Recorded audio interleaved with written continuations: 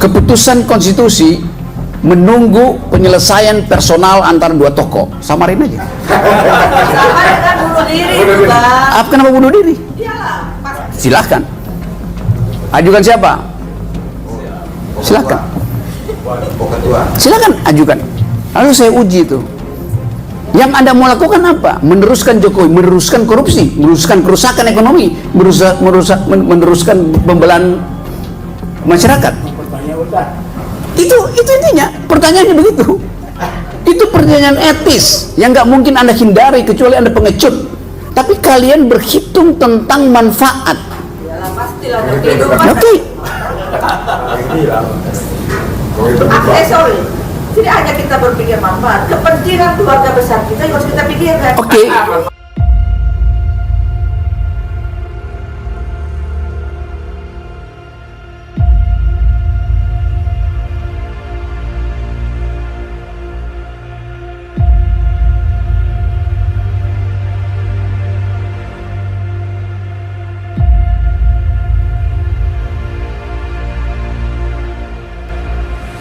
Kami tidak setuju keputusan konstitusi menunggu penyelesaian personal antara dua tokoh. Samarin aja. Samarin kan bunuh diri itu, Bang. Kenapa bunuh diri? Iyalah, pasti jadi persoalan.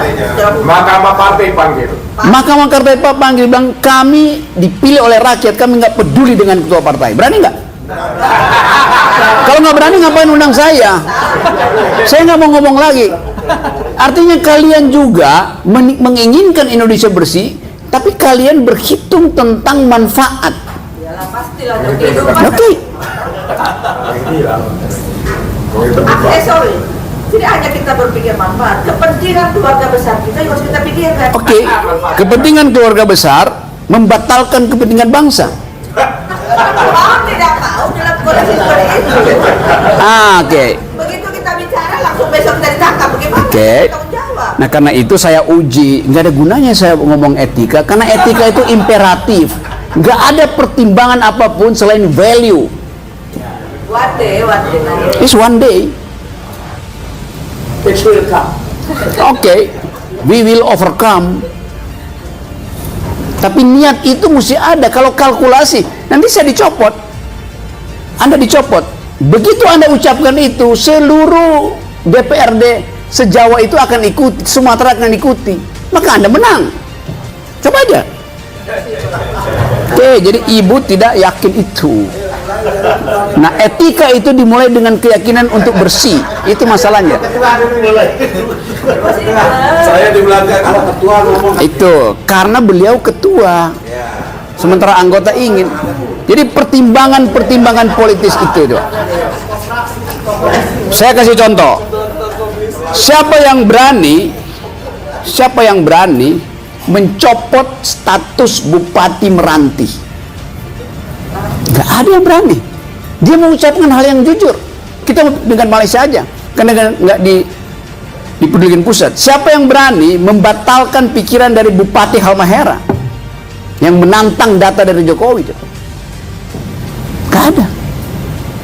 Keberanian itu udah muncul, jangan ditahan itu sebagai kalkulasi pragmatis. Tuh, naik waktunya udah. Oke, saya bukan provokasi ya, saya mau terangkan itu sebagai potensi itu. Dan itu yang terjadi di Amerika Latin, di Filipina, di negara-negara. Ada dua orang yang lakukan namanya tipping point. Nih suara gue nih. Semua menunggu suara itu. Suara kejujuran supaya putih kita bersih. Begini saja. Ya. Biarkan Pak Dokter bicara itu. Pak Rocky Gerung bicara tentang itu di dunia Indonesia ini. Jadi ada cahaya yang berbeda. Iya, kalau kami diajak ikut serta seperti Pak Rocky, gak ada lagi yang bagus. Kalau oke, saya sih nggak paksa. Saya cuma mau supaya ada konsistensi dalam. Kita mau membersihkan Indonesia, oke. Tapi jangan saya yang disuruh sapu duluan ya. Yang di belakang saya juga, oh dia nggak nyapu, dia juga nggak menyapu. Mental apa itu pada bangsa ini?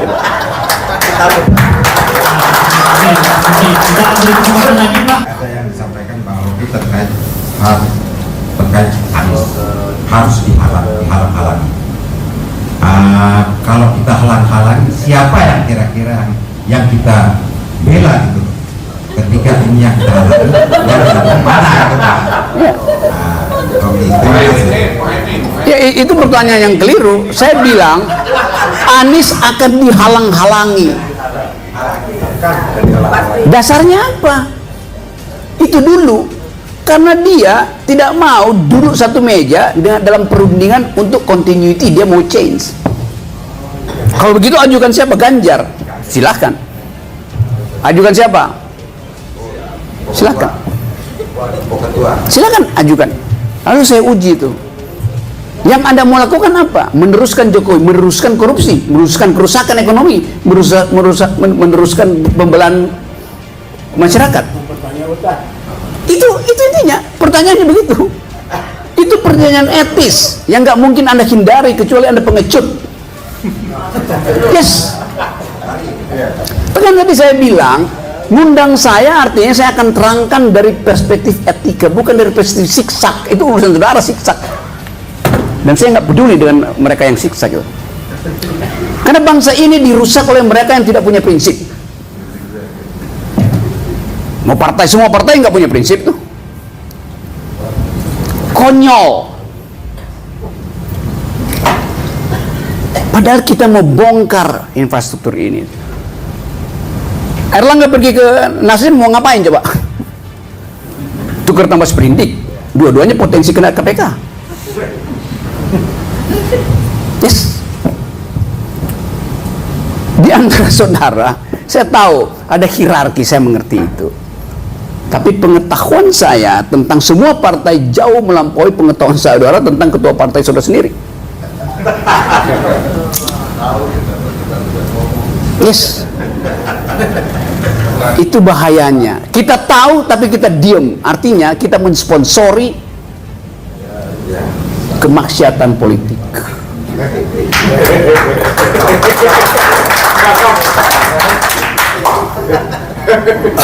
Saya mau ganggu saudara. Saya mau ganggu teman-teman di sini. Mau meneruskan ide kebersihan politik atau mau siksa? Oke, masih ada. Ya, kita. Ya, saya satu lagi. Boleh, Pak. Ya, ini bicara etika, Pak. Negara mana di dunia ini yang melakukan orkestrasi value yang seperti Pak Rocky Gerung sampaikan itu? Karena saya kira negara ini kan mengelola berbagai kepentingan yang di dalam. Yes. Maka nilai etika itu tuh kadang-kadang dia veteran dengan kenyataan. Oke. Pak, pertanyaan bagus. Jawaban saya tidak ada. Oleh karena itu ikuti kebusukan. Saya kasih contoh dan Anda akan kaget. Anda tahu negara mana? New Zealand 2 minggu lalu, Perdana Menterinya turun, nggak mau terusin kepemimpinannya. Sebelum ada kampanye bilang saya udah cukup.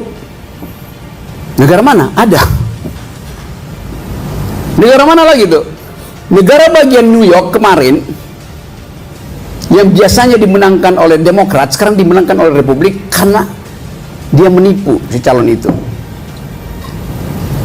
Dibatalkan. Joe Biden dipersoalkan di pengadilan sekarang karena ada satu kasus. Yang persoalin siapa? Republik, bukan Demokrat, partainya sendiri.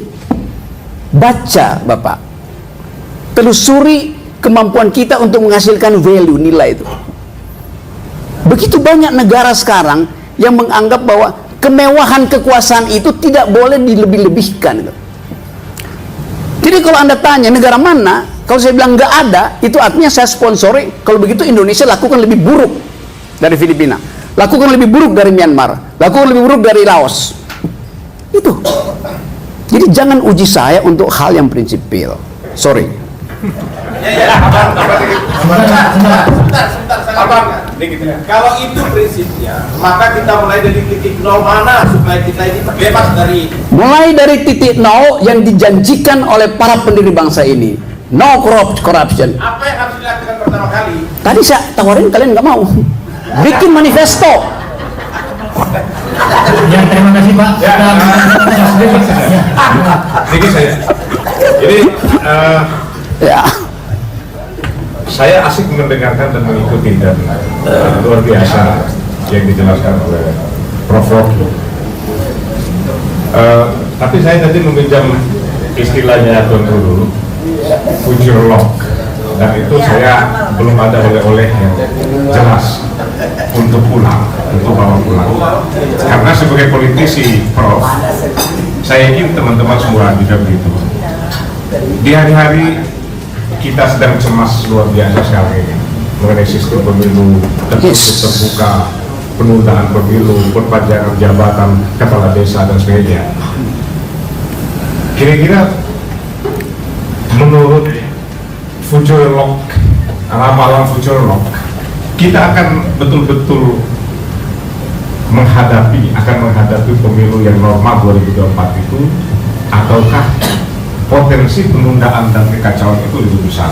Tadi sudah bilang akan ada penundaan, akan ada kekacauan. Selama Jokowi tidak merasa aman dengan calon-calon sekarang. Anies buat dia aman nggak? Tidak. Prabowo buat dia aman? Tidak. Siapa yang buat dia aman? Ganjar. Masalahnya PDIP nggak mau kasih Ganjar, maka dia menjadi tidak aman. Artinya itu sedang dalam posisi saling menyandra. Itu saya terangin tadi. Ya itu artinya saling menyandra. Karena itu saya bilang, untuk membuka kunci sandra menyandra itu harus ada etika imperatif, namanya manifesto dari daerah itu. Bikin kaukus, DPRD NTB bikin kaukus dengan Aceh tuh, sama-sama kita bikin manifesto ya. Kedengaran itu oleh DPRD di Sulawesi, mereka akan ikut. Belum apa-apa udah ditangkap. Siapa yang akan tangkap? Coba saya tanya sekarang, siapa yang akan tangkap? Pastilah dia akan makan. Saya tanya, oke, nah itu kecemasan yang tidak masuk akal. Makar artinya bawa senjata ke depan istana, bukan manifesto. Hukum pidana tidak mengenal manifesto sebagai makar. Ibu harus belajari. Tunggu, saya clear ya. Ibu kasih istilah makar, itu istilah pidana. Iya paham. Ya, kalau paham, lakukan.